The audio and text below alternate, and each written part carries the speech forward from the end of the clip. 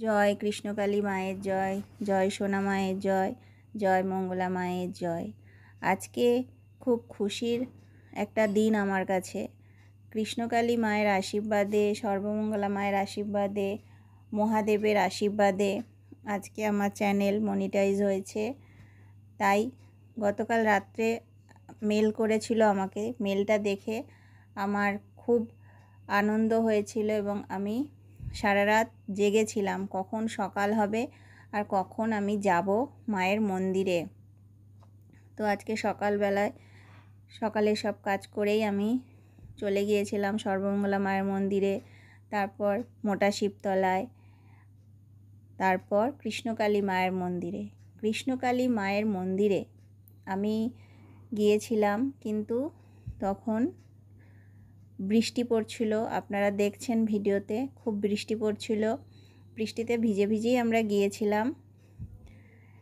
আর আমরা যখন মন্দিরে ঢুকছি, আমাদের একটু দেরি হয়ে গিয়েছিল বৃষ্টি পড়ছিল বলে।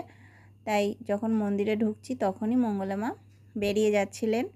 তো তাই ওনার সাথে দেখা হয়েছে, কিন্তু আমি আজকে পুজো দিতে পারিনি।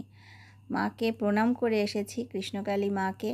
কৃষ্ণকালী মা জাগ্রত, কৃষ্ণকালী মায়ের নাম জপ করে আজকে আমি এই দিনটি দেখতে পেলাম।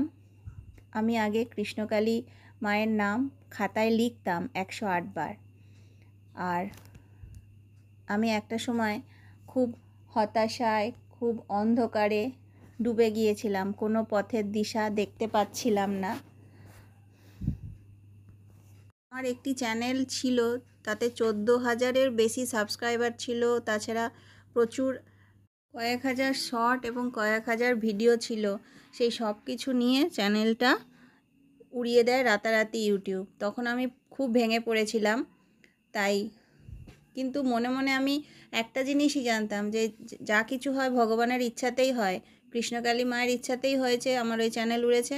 তাই মাকে আমি ডেকে গেছি, মায়ের নাম জপ করে গেছি এবং আমি নতুন করে আবার চ্যানেল শুরু করে কাজ করেছি। তো আজকে সব কিছু আপনাদের সামনে।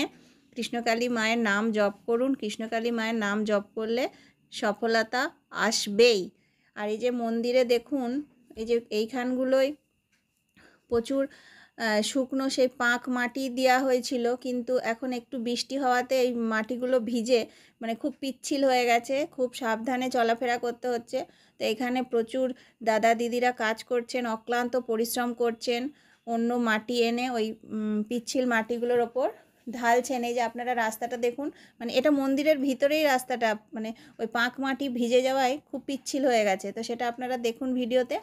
আর আপনারা ভিডিওতেই দেখেছেন, আগেই রয়েছে যে কিছু দাদা দিদি খুব অক্লান্ত পরিশ্রম করে ওই মাটি দিচ্ছেন, নতুন অন্য মাটি এনে সেই রাস্তাগুলোর উপর দিচ্ছেন, যাতে আমাদের ভক্তদের অসুবিধা না হয়।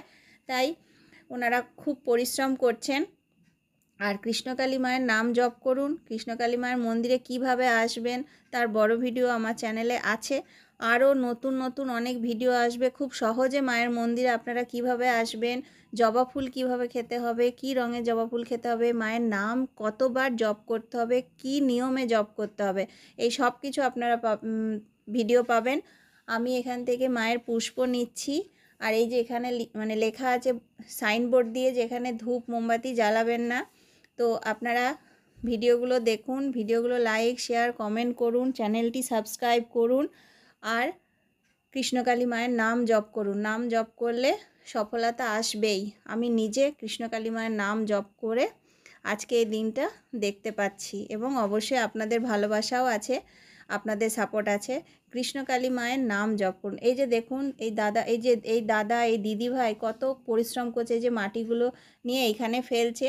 তার কারণ হচ্ছে ভক্তদের দাঁড়াতে অসুবিধা না হয়। এই পাঁক মাটিটা তো খুব পিচ্ছিল, ওই জন্য এই মাটি ঢালছে। যে আপনারা মন্দিরের দেখুন চারিপাশটা পাঁকের ওপর জল পড়ে খুব পিচ্ছিল হয়ে গেছে। এই যে কত কষ্ট করে এই দিক দিয়ে আমরা এসেছি।